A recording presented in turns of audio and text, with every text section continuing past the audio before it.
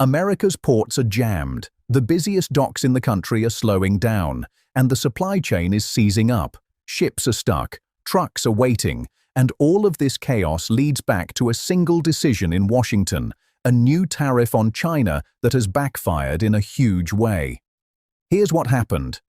Recently, the US government imposed heavy new fees, over $3 billion worth, targeting any ships built, owned, or operated by Chinese companies. The goal was simple: reduce China's influence over global maritime trade. But the plan backfired instantly. Because Chinese companies are tied to shipping networks everywhere, the new rules didn't just target China. They hit nearly a third of the global shipping fleet. The result was an avalanche of new paperwork, customs inspections, insurance checks, and legal delays that brought the whole system to a crawl. Let's put this in perspective. One major shipping group, COSCO, alone faces an estimated $1.5 billion in new fees. These aren't just numbers on a balance sheet. That's a cost that gets passed down the line, ultimately adding to the price of goods for everyday Americans, even before they leave the port. Port authorities were overwhelmed. Shipping companies faced impossible deadlines. The very tool meant to pressure China has now become a blockade against American ports, creating what experts are calling the worst logistical crisis since the pandemic. This was the first domino to fall, and what happened next was even more surprising. So, what did China do? They didn't fight the new fees. They didn't even complain. They just moved. Quietly and efficiently, China began rerouting its giant container ships away from the United States.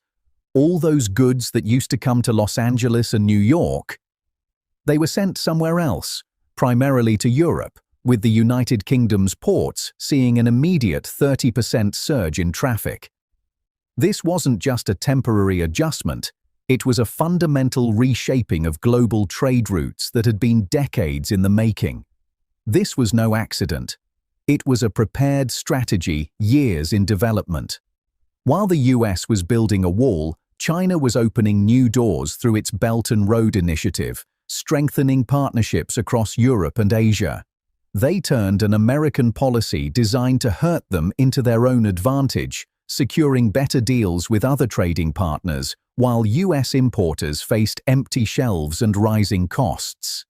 The United States aimed a punch, and China simply stepped aside, leaving America stumbling forward, hitting nothing but air, and watching its economic power leak away to its competitors. And the data proves it. In the months following the tariff announcement, Chinese exports to the European Union surged by over 12%, while their exports to the US dropped by nearly 9%. This isn't a minor adjustment. It's a historic rerouting of the world's trade flows, and it happened in a matter of weeks. While American ports are facing a slowdown, there's a place experiencing the exact opposite, a massive boom. Across the Atlantic, ports in the United Kingdom are busier than they've been in years. This isn't a coincidence. It's the direct result of China's strategic pivot, and it's turning the UK into Europe's new front door for Asian goods. Ports like Felixstowe and London Gateway are now working at full capacity. Cranes are moving non-stop, and employment in these areas is surging. Where the US sees delays and logjams, the UK sees opportunity and profit. They are capitalizing on a situation they didn't create, becoming the primary winner in this sudden shift. This redirection is more than just a temporary spike. It's a potential long-term realignment that could secure the UK's economic position for years to come, proving that in a global trade war, sometimes the biggest winners are the neutral gatekeepers.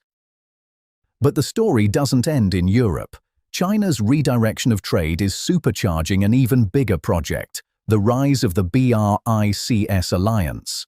This group, which includes economic heavyweights like Brazil, India, and South Africa, is building its own trade network, separate from the traditional Western systems. As China sends more goods through these new channels, it strengthens this parallel economy. They are conducting more business in their own currencies, like the Chinese yuan and the Indian rupee, slowly reducing the world's reliance on the US dollar. This is the most profound long-term consequence of the US tariffs. A policy designed to isolate China has instead funded and accelerated the growth of its own economic alliance.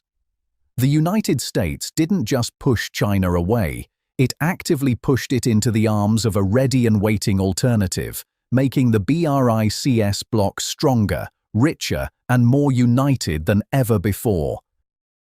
Back in the United States, the consequences are hitting home.